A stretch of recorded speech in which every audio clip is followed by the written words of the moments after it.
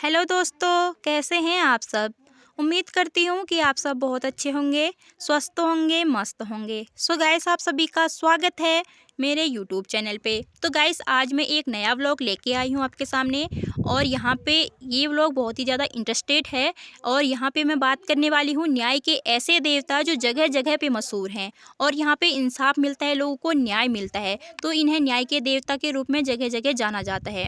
तो गाइस, आइए बात करते हैं न्याय के देवता इन्हें क्यों माना जाता है और आखिर इनका कैसा इंसाफ है और आखिर इन्हें न्याय के देवता के रूप में क्यों जाना जाता है। तो बने रहिए व्लॉग पे कंटिन्यू लास्ट तक। और जो भी चैनल पे नए लोग हैं, प्लीज़ चैनल को सब्सक्राइब करना ना भूलें। तो गाइस, ऋग्वेद में उत्तराखंड को देवभूमि कहा गया है, ऐसी भूमि जहाँ देवी देवता निवास करते हैं। तो गाइस, उत्तराखंड में देवी देवताओं के कई चमत्कारिक मंदिर हैं। इन मंदिरों की प्रसिद्धि भारत ही नहीं बल्कि विदेशों तक फैली हुई है। इन्हीं में से एक मंदिर गोलू देवता का भी है। गोलू देवता को स्थानीय मान्यताओं में न्याय के देवता कहा जाता है और जो कि न्याय के देवता के रूप में प्रसिद्ध हैं। तो गाइस, गोलजू देवता का जन्म स्थल भी चंपावती है और गोलजू देवता का यह मंदिर बहुत ही ज़्यादा प्रसिद्ध है। भक्त लोग यहाँ दूर दूर से आते हैं और वैसे भी चंपावत गोलू देवता का जन्म स्थान है।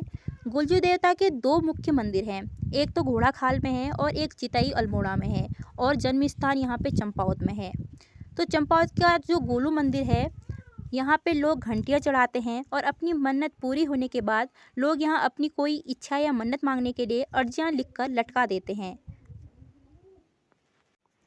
आज भी भक्तजन कागज में अर्जी लिखकर गोलू मंदिर में पुजारी जी को देते हैं और साथ में जो पुजारी जी होते हैं उनमें से जो लिखी अर्जी होती है उसको पढ़कर गोलू देवता को सुनाते हैं। और गोलू देवता अपने न्याय के लिए दूर दूर तक मशहूर हैं। हालांकि उत्तराखंड में गोलू देवता के कई मंदिर हैं, लेकिन इनमें से सबसे लोकप्रिय और आस्था का केंद्र है अल्मोड़ा चितई मंदिर और दूसरा है चंपावत, उनका जन्म स्थल गोलू देवता का।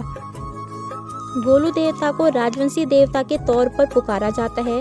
गोलू देवता को उत्तराखंड में कई नामों से पुकारा जाता है। इनमें से है एक नाम एक गौर भैरव भी है।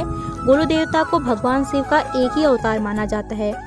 मनोकामनाएं पूरी होने पर मंदिर में घंटियां चढ़ाई जाती हैं। देख सकते हैं यहाँ पे कितनी सारी घंटियां लगी हुई हैं और जिनकी मनोकामनाएं यहाँ पे पूरी हुई और उन्हें न्याय मिला तो यहाँ पे घंटियां चढ़ाई जाती हैं। मंदिर काफ़ी ज़्यादा सुंदर है, बहुत ही ज़्यादा खूबसूरत है। तो दोस्तों, ऐसा कहा गया है कि जिनको न्याय नहीं मिलता वो गोलू देवता की शरण में पहुंचते हैं और उसके बाद उनको न्याय मिल जाता है, जो कि बहुत दूर दूर तक मशहूर हैं। तो गाइस, जो गोलू देवता के पिताजी थे वो झालूराही शाह, उनकी 7 पत्नियां थी और उनमें से एक की भी संतान नहीं थी और वो अत्यंत दुखी रहते थे। तब जाके भैरव ने उन्हें स्वप्न में आकर कहा कि मैं आपके घर जन्म लूँगा। और गाइस, तब जाके झालूराही ने 8वां विवाह किया और गोलू देवता का जन्म उनकी कोख से हुआ। तो दोस्तों, जैसे ही उन 7 रानियों को उसके बारे में पता चला तो उन्होंने बच्चे को गोद के अंदर डाल दिया और साथ में माँ के सामने सिलबट्टे को रख दिया और राजा और रानी को ये यकीन दिलवाया कि उन्होंने बच्चे को जन्म नहीं दिया बल्कि उन्होंने एक पत्थर को जन्म दिया है। तो दोस्तों, फिर भी उन्हें चैन नहीं आया और उन्होंने उस बच्चे को वहाँ पे खुश देखकर, उन्होंने वहाँ पे मुस्कुराता हुआ देखकर संदूक लाई और संदूक के अंदर डाल करके नदी में उस बच्चे को बहा दिया। और देख सकते हैं यहाँ पे सारी घंटियाँ भी लगी हुई हैं। सब लोगों ने यहाँ पे घंटियाँ, अपनी मन्नत पूरी होने पे घंटियाँ भी चढ़ाई हुई हैं। और यहाँ पे गोलजू देवता का पूरा न्याय जो हुआ था, जो भी उनकी कहानी रही है, पौराणिक कहानी, उनके बारे में यहाँ पे लिखा हुआ है। तो दोस्तों, नदी के किनारे एक मछुआरा आया हुआ था मछली मारने के लिए। तो उसे वहाँ पे अचानक से एक संदूक दिखा और संदूक को उसने खोला तो वहाँ पे उसे बच्चा मिला और उसने उस बच्चे को अच्छे से पाला पोसा, पालन पोषण किया, बड़ा किया। एक दिन वो बच्चा तालाब में काठ की घोड़ी को पानी पिला रहा था। तभी वहाँ पे 7 रानियाँ आई हुई थी और उन्होंने देखा और उन्होंने बोला कि ए बालक, ये काठ की घोड़ी कैसे पानी पिएगी।